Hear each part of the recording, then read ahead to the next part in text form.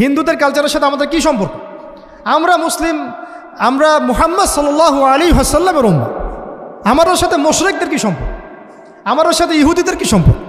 আমাদের সাথে খ্রিস্টানদের কি সম্পর্ক থাকতে পারে? আমরা কেন ওদের সংস্কৃতি গ্রহণ করি? কিসের জন্মদিন, কিসের মৃত্যু দিবস, হ্যাঁ কিসের এসব গায়ে হলুদ, কিসের এসব বৌভাত, এগুলো কি? এগুলোর সাথে আমাদের কি সম্পর্ক?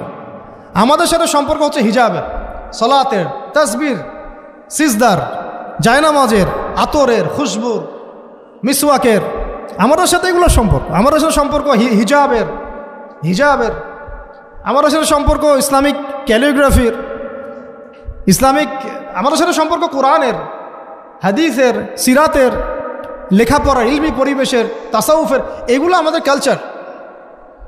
তো কালচার খুব ইম্পর্টেন্ট। কালচার থেকে দূরে সরে গেলে আমাদের আকীদা নষ্ট হয়ে যায়। আল্লাহ পাক আমাদেরকে আমাদের কালচার ধরে রাখার তৌফিক দান করেন। আমি আমার মেয়ের সাথে একটু আগে খেলছিলাম, তো তখন তাকে দেখে আমার কাছে মনে হলো যে আমি আমার মেয়ের জন্যে কোন কোন বিষয়গুলোতে বেশি নসিহত করার প্রয়োজন বোধ করব।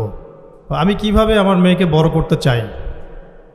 আমি আমার মেয়ের জন্য যা পছন্দ করি, আমার বোনের জন্য যা পছন্দ করি, আমার মায়ের জন্য যা পছন্দ করি, আমার স্ত্রীর জন্য যা পছন্দ করি, আমার উচিত আমাদের উম্মার বোনদের জন্য তাই পছন্দ করা।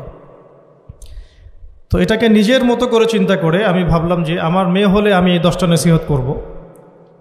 তো সেই 10টা পয়েন্ট আমি লিখে নিয়ে আসছি।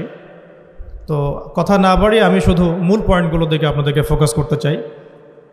প্রথম যে বিষয়টা আমি আপনাদের দৃষ্টি আকর্ষণ করতে চাই যে আল্লাহ রাব্বুল আলামিন আপনাদেরকে এই সমাজের বোঝা হিসেবে সৃষ্টি করেন নাই।